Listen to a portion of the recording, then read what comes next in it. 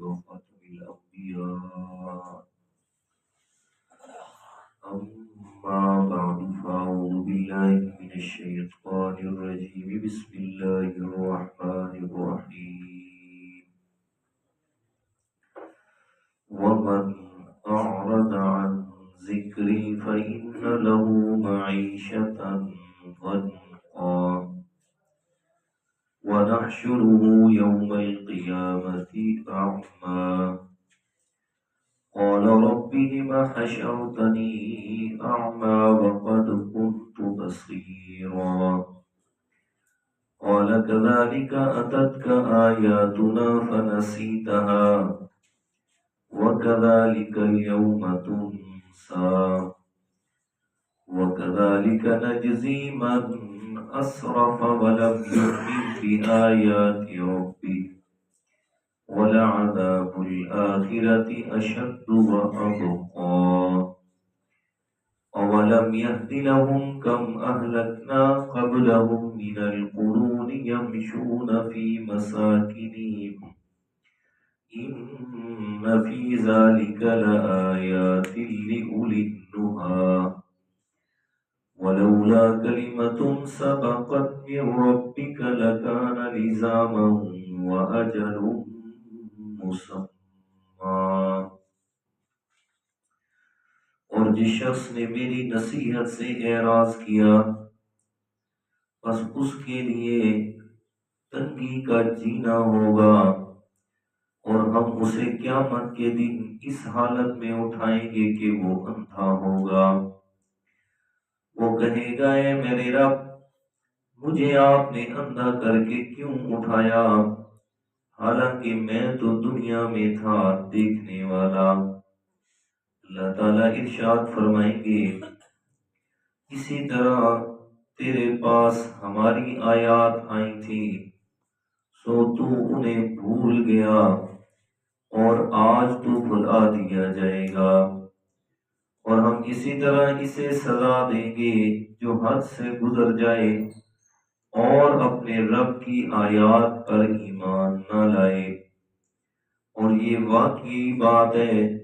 کہ آخرت کا عذاب زیادہ سخت ہے اور بڑا دیر پا ہے۔ کیا انہیں اس چیز نے ہدایت نہیں دی کہ ہم نے ان سے پہلے بہت سی جماعتوں کو ہلاک کر دیا؟ یہ لوگ ان کے رہنے کی جگہوں میں چلتے پھرتے ہیں، بلا شبہ اس میں عقل والوں کے لیے بڑی نشانیاں ہیں۔ اور اگر آپ کے رب کی طرف سے پہلے سے ایک بات طے نہ ہو چکی ہوتی اور ان کی موت کا وقت مقرر نہ ہوتا تو لازمی طور پر ان پر عذاب آ جاتا۔ صدق اللہ العظیم۔ اللہم صلی علی محمد النبی الأمی وعلی آلہ وعلى آله وأصحابه وسلم تسلیما۔ سورۃ طٰہٰ آیت نمبر 124 تا 129 ہے۔ اس سے پہلی آیات میں سیدنا حضرت آدم علیہ السلام اور ان کی زوجہ محترمہ کا واقعہ اللہ تعالیٰ نے اختصار سے بیان فرمایا تھا، اور اس واقعہ کے آخر میں یہ ارشاد فرمایا کہ میں اللہ تعالیٰ نے آپ کو زمین کی طرف اتار دیا، اب اس بات کا خیال کرنا کہ اگر آپ کے پاس میں اللہ تعالیٰ کی طرف سے ہدایت آئے تو جس شخص نے اس ہدایت کی پیروی کی تو سو وہ کامیاب ہوگا، اور جس نے میری طرف سے آنے والے ذکر نصیحت اور ہدایت کو چھوڑ دیا تو سو وہ ناکام ہوگا۔ تو اب اسی نصیحت اور ذکر کا اللہ تعالیٰ نے ذکر یعنی ارشاد فرمایا کہ وَمَنْ أَعْرَضَ عَنْ ذِكْرِي فَإِنَّ لَهُ مَعِيشَةً ضَنْكًا وَنَحْشُرُهُ يَوْمَ الْقِيَامَةِ أَعْمَى۔ کہ جس شخص نے میں اللہ تعالیٰ کے ذکر سے، نصیحت سے، یعنی قرآن مجید سے اعراض کیا تو میں اللہ تعالیٰ نے اسے دو عذاب دینے ہیں۔ ایک عذاب دنیا میں ہوگا اور دوسرا عذاب آخرت میں ہوگا، یا مفسرین کرام نے اس میں دوسری بات بھی لکھی ہے آپ علیہ الصلوۃ والسلام کی حدیث مبارکہ کے حوالے سے، کہ دو عذاب ہوں گے، ایک مرنے کے بعد عالم برزخ میں ہوگا اور دوسرا عذاب قیامت کے دن ہوگا۔ جو دنیا کے اعتبار سے عذاب ہوگا وہ یہ کہ میں اللہ تعالیٰ اس کی معیشت تباہ کر دوں گا، گزران تنگ ہو جائے گا، یعنی سب کچھ ہونے کے باوجود، مال بھی ہے، دولت بھی ہے، جی زندگی کی تمام نعمتوں کی فراوانی ہے، لیکن اس کے باوجود زندگی میں سکون اور آرام کو میں اللہ تعالیٰ اس سے ختم کر دوں گا۔ من اعرض عن ذکری، کہ میرے ذکر سے جس نے اعراض کیا، قرآن مجید سے، میری نصیحت سے۔ اب اعراض کرنے کا دو جو ہے وہ مراد ہیں یا دو معنی ہیں۔ پہلا ایک ہے انفرادی زندگی اور دوسری ہے اجتماعی زندگی۔ انفرادی زندگی میں کہ ہر فرد اپنی اپنی نہج پہ اور اپنی اپنی قوت اور طاقت کے مطابق، یا ہم یہ کہہ لیں کہ جتنا کوئی مکلف ہے، یعنی جتنی کوئی وہ اپنے اللہ تعالیٰ کی طرف سے احکام شریعت پر عمل کرنے کا مکلف ہے، احکامات پر عمل کرنے کا اللہ تعالیٰ نے جو انفرادی طور پر حکم دیے، فرمایا کہ جس نے اسے چھوڑا، اعراض کیا، تو معیشت انزن کا، اس کی معیشت کو، اس کے مال و دولت کو میں اللہ تعالیٰ تباہ کر کے رکھ دوں گا۔ اور دوسرا ہے اجتماعی زندگی۔ اجتماعی زندگی مطلب کہ مجموعی طور پر، کہ آپ اس سے آسان لفظ یہ سمجھ سکتے ہیں کہ جو اللہ تعالیٰ نے کسی بھی جگہ پہ یا ملک کے لیے یا ریاست کے لیے جو خالق کی کائنات نے وہ ایک خاص اصول اور قوانین دیے نظام حکومت کو چلانے کے لیے، تو اگر وہ نافذ نہیں کیا تو پھر اس کا جو نتیجہ ہوگا وہ بھی معیشت زد کا، کہ اس ملک کی معیشت کو میں اللہ تعالیٰ تباہ و برباد کر کے رکھ دوں گا۔ تو یہ دونوں چیزیں دنیا کے اعتبار سے دیکھیں تب بھی، لیکن یہاں ایک سوال پیدا ہوتا ہے کہ اگر ہم یہ کہیں کہ یہ معنی دنیا کے اعتبار سے ہے کہ ان کی معیشت تباہ ہو جائے گی، تو ہم دیکھتے ہیں کہ کتنے کافر ہیں لیکن وہ مال کے اعتبار سے دنیا میں سب سے آگے ہیں، تو پھر ان کی معیشت تو تباہ نہیں ہوئی، نہ قرآن کو مانتے ہیں،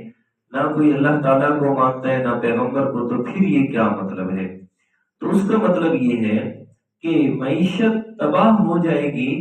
کہ اس مال و دولت کے ہوتے ہوئے زندگی میں سکون نہیں ہوگا، زندگی کے اندر اطمینان نہیں ہوگا۔ دیکھیے مال و دولت کا ہو جانا یہ ایک الگ کیفیت ہے، اور زندگی میں سکون کا ہونا یہ ایک الگ کیفیت ہے۔ اور حقیقت کے اندر زندگی کی جو سب سے بڑی دولت ہے وہ ہے آرام اور سکون،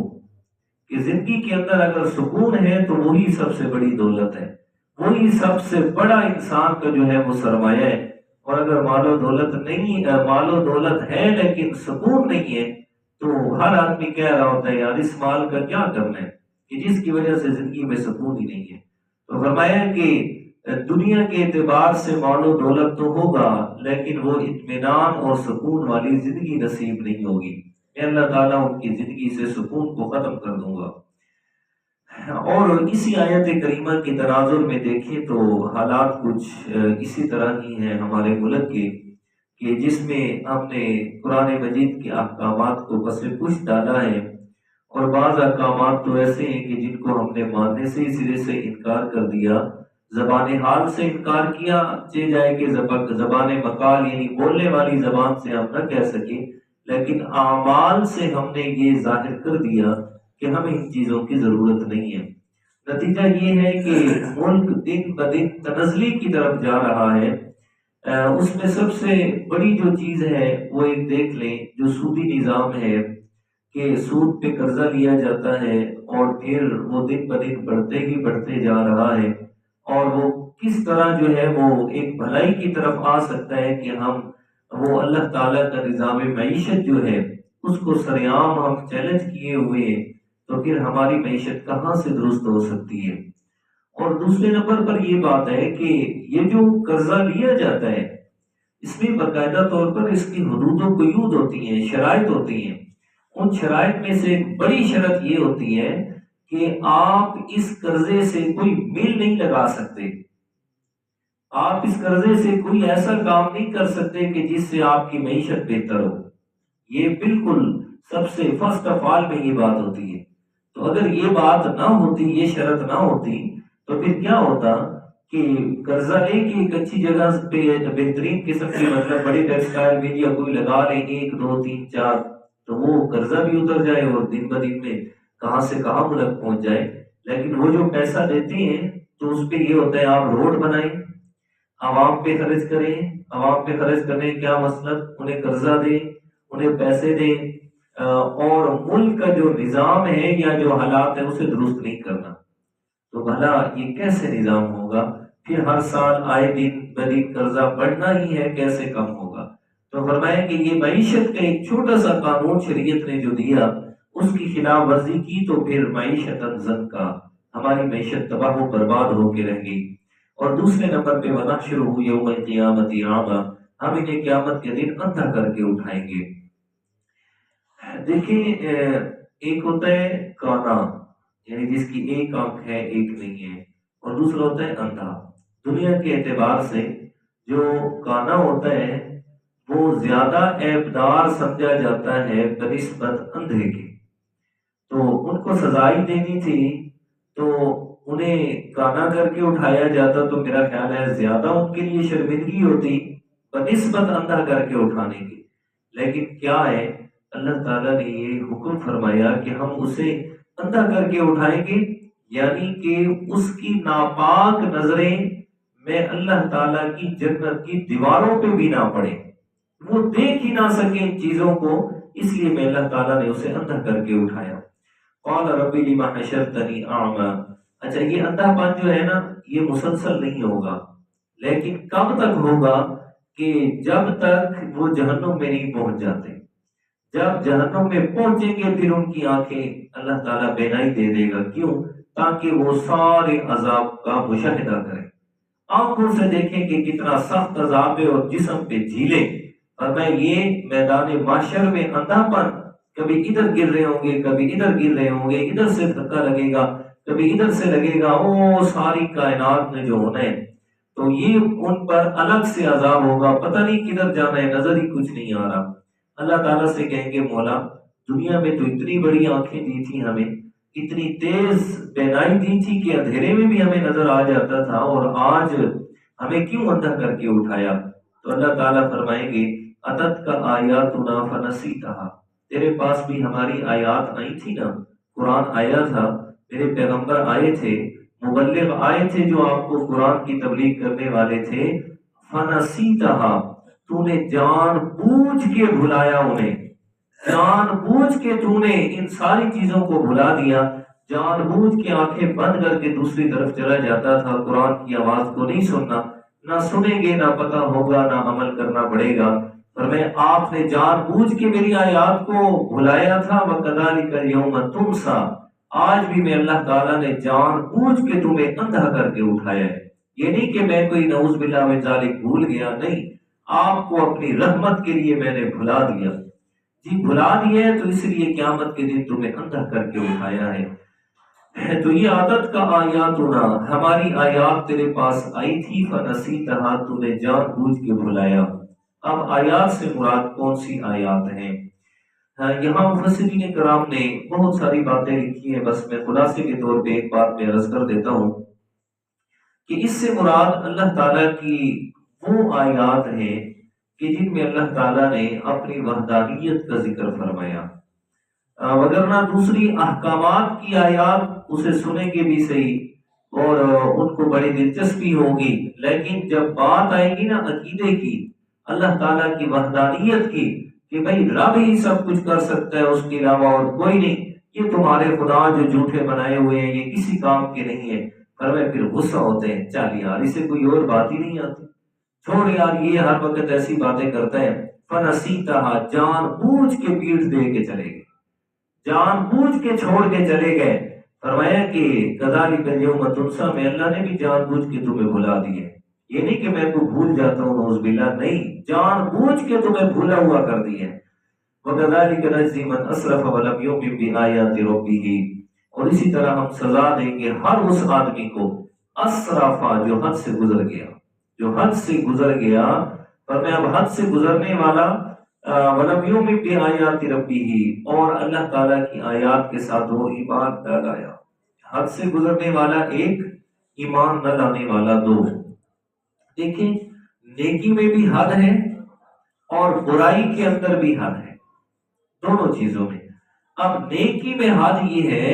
کہ وہ کام نیکی ہے جو اللہ کے پیارے پیغمبر نے کیا یا کرنے کا حکم دیا، یا آپ علیہ الصلوۃ والسلام کے سامنے کوئی کام کیا گیا اور آپ علیہ الصلوۃ والسلام نے اس پر خاموشی فرمائی، اور اس پر آپ صلی اللہ علیہ وسلم کی خاموشی اختیار کرنا یہ دلیل اس بات کی ہے کہ آپ علیہ الصلوۃ والسلام اس پہ راضی ہیں، اطمینان کا اظہار فرمایا۔ تو اس کے علاوہ باقی جو چیزیں ہیں اور انہیں پھر نیکی سمجھ کے کرنا، فرمایا یہ حد سے بڑھنا ہے۔ اسرافا، جو حد سے بڑا، نیکی کا کام شریعت نے نہیں بتایا، ظاہری طور پر وہ جتنا مرضی خوبصورت ہو، جتنا مرضی اچھا ہو، لیکن اگر شریعت کے خلاف ہے، سنت کے خلاف ہے، تو وہ کبھی بھی اچھا نہیں ہوگا۔ اس میں ہمارے مطلب موجودہ معاشرے کے اندر کتنی بڑی بڑی چیزیں جو ہیں رائج ہیں، مثلا کہ قرخانی ہوتی ہے جی، 10واں ہوتا ہے، جمعرات کی جاتی ہے، 40واں کیا جاتا ہے، برسی منائی جاتی ہے، کیا بھائی ہم اصالہ ثواب کے لیے تو کرتے ہیں، قرخانی کرتے ہیں، قرآن خوانی ہوتی ہے جی، بس قرآن پڑھتے ہیں جی، آتے ہیں مولوی صاحب چاول کھلائے، حلوے شلوے کھلائے اور چل میرا بھائی جی، 10واں کیا، پھر ہر جمعرات کی، پھر 40واں کیا، 20واں کیا، تو یہ 40ویں ہونے تک ادھر سے مولوی صاحب کی جو عیش لگی ہوئی ہے کہ ایک فوت ہو گیا تو وہ 40ویں تک اللہ کرے دے 40 دیہڑا چی گھور مر میں دے جی، تو اس طرح اس کا تو نظام چلتا ہے۔ اب یہ بظاہر جو نظر آنے والی چیزیں ہیں کہ یہ قرآن مجید پڑھا جا رہا ہے، یار قرآن ہی تو پڑھا جا رہا ہے جی، اس میں یہ چاول ہی تو بنائے جا رہے، کون سی بڑی بات ہے بھائی؟ بڑی بات یہ ہے کہ من اسرفا، یہ نیکی کا کام پیغمبر سے ثابت نہیں ہے، یہ نیکی کا کام جو آج رائج ہے جتنا مرضی اچھا ہو، پیغمبر سے ثابت نہیں ہے تو بس نیکی نہیں ہے، جتنا مرضی اچھا ہو جائے۔ تو یہ فرمائے من اسرافا، جو حد سے بڑھ گیا، حد سے آگے چلا گیا، اپنے آپ کو کاربند رکھنا ہے پیغمبر کے طریقے تک، اس سے آگے نہیں بڑھانا جی۔ اسی طرح اور یہ ربیع الاول کا مہینہ آتا ہے، اس میں پتہ نہیں بڑے بڑے لمبے چوڑے جلوس اور کیا سے کیا ہوتا ہے، اس کو عبادت سمجھ کے کیا جاتا ہے، حالانکہ پیغمبر علیہ الصلوۃ والسلام کی زندگی میں دور تک اس کا تعلق نہیں ہے۔ اگر یہ عبادت ہوتی، ایک سیکنڈ کے لیے مان لیں کہ اگر یہ عبادت ہوتی تو پھر پیغمبر علیہ السلام اس کا طریقہ نہ بتا کے جاتے۔ پیغمبر علیہ الصلوۃ والسلام، جس پیغمبر نے بیت اللہ سے لے کر بیت الخلاء تک، یعنی بیت اللہ شریف سے لے کر اور باتھ روم میں جانے تک، جوتے پہننے تک، کپڑے پہننے تک، بولنے تک، اٹھنے تک، بیٹھنے تک، کھانا پینا، سونا جاگنا، ایک ایک چیز اور ایک ایک طریقہ جو پیغمبر بتا کے گیا، اگر یہ چیز سنت ہوتی، اگر یہ چیز ثواب ہوتی تو پیغمبر اس کا طریقہ نہ بتاتے۔ پیغمبر بتا کے جاتا کہ بھائی میری پیدائش میں ایسے ایسے جھڑیاں لگانی ہیں، ایسے روشنیاں کرنی ہیں، یہ کرنا ہے وہ کرنا ہے، لیکن اس چیز کا تصور نہیں ہے۔ تو یہ فرمایا من اسرافا، جو حد سے بڑھ گیا، چاہے نیکی میں حد سے بڑھ گیا، چاہے نیکی کو چھوڑ کے گناہ کی طرف آ گیا، تو وَلَعَذَابُ الْآخِرَةِ أَشَدُّ وَأَبْقَىٰ، آخرت کا عذاب فرمایا اس کے لیے بڑا سخت ہوگا، وَأَبْقَىٰ، اور ہمیشہ کا ہوگا، یہ نہیں کہ درمیان میں ختم ہو جائے گا۔ أَفَلَمْ يَهْدِ لَهُمْ كَمْ أَهْلَكْنَا قَبْلَهُمْ مِنَ الْقُرُونِ، لوگوں کو کیوں نہیں ہدایت آتی اس بات سے کہ میں اللہ تعالیٰ نے پہلے کتنی بستیوں کو ہلاک کر دی ہے، انہی کرتوتوں کی وجہ سے ہلاک کر دیا کہ پیغمبر کی بات کو نہیں مانا، ان سے آگے بڑھے ہیں۔ یمشون فی مساکنہم، سفروں کے اندر آتے جاتے ان کے حالات دیکھتے بھی ہیں۔ یہ بستی تھی، اللہ تعالیٰ نے جو مشرکین مکہ کو ہدایت دی، فرمایا ہدایت مطلب کہ رہنمائی کی اس بات کی طرف کہ آپ جاتے ہیں شام کے سفر کی طرف، تجارت کے لیے جاتے ہیں، راستے کے اندر قوم عاد، قوم سمود اور بڑی بڑی قوموں کے جو ہے نا وہ محلات آتے ہیں جن پر میں اللہ نے عذاب نازل کیا تھا۔ کیا تمہیں نہیں نظر آتی یہ بات؟ یمشون فی مساکنہم، دیکھتے ہو ان سب کو۔ ان فی ذلک لآیات لأولی النہی، لیکن بات یہ ہے کہ عقل والوں کے لیے اس میں نشانیاں ہیں، عقل والے دیکھتے ہیں کہ یہ سارا اللہ تعالیٰ نے کیا حکم فرمایا۔ ولولا کلمۃ سبقت من ربک لکان لزاما واجل مسمى، فرمایا کہ جو لوگ نہیں مان رہے اور نت نئے شریعت کے اندر اپنی طرف سے جو ہے وہ باتیں داخل کر کے اور پھر کہتے ہیں کہ جناب یہ شریعت ہے اور اسے نیکی بتا کے لوگوں کو کروا بھی رہے ہیں، تو جب یہ رب کی نافرمانی پہ اتنے اتر آئے ہیں تو عقل کا تقاضا یہ ہے کہ فوراً ایک پہ عذاب آ جاتا، انہیں ختم کر دیا جاتا۔ پھر کیوں نہیں عذاب آتا؟ اور یہی بات دلیل بنا کے لوگ کہتے ہیں اگر غلط ہوتا تو ختم نہ ہو جاتے، عذاب نہ آ جاتا۔ عذاب نہیں آ رہا تو دلیل ہے کہ یہ ٹھیک ہے۔ اللہ تعالیٰ نے فرمایا نہیں، یہ ٹھیک ہونے کی دلیل نہیں ہے، بلکہ اصل پہ بات یہ ہے کہ میں اللہ تعالیٰ نے ہر چیز کا وقت مقرر کیا ہوا ہے، ایک اجل مسمى، موت کا وقت مقرر ہے، اس سے پہلے نہیں اس سے بعد بھی نہیں۔ ایک اور دوسری بات، میں اللہ تعالیٰ نے یہ بھی پہلے سے بات لکھ دی ہے کہ اپنے پیارے پیغمبر صلی اللہ علیہ وسلم کی امت پر میں اللہ تعالیٰ نے اکٹھا عذاب بھیج کے ان کو ختم نہیں کرنا۔ یہ دو باتیں اگر میں نے پہلے سے نہ لکھی ہوتی نا اپنی تقدیر میں، تو اگر نہ ہوتی تو پھر یہ نہیں مان رہے تھے، فوراً ان پر کیا آ جاتا؟ عذاب آ جاتا۔ اب یہ میں اللہ تعالیٰ چونکہ پہلے سے مقرر فرما چکا ہوں، اس لیے میں اللہ تعالیٰ کو مہلت دیے جا رہا ہوں، مہلت دیے جا رہا ہوں، لیکن جب وقت آئے گا تو پھر انہیں کوئی بھی بچانے والا نہیں ہوگا۔ اللہ تعالیٰ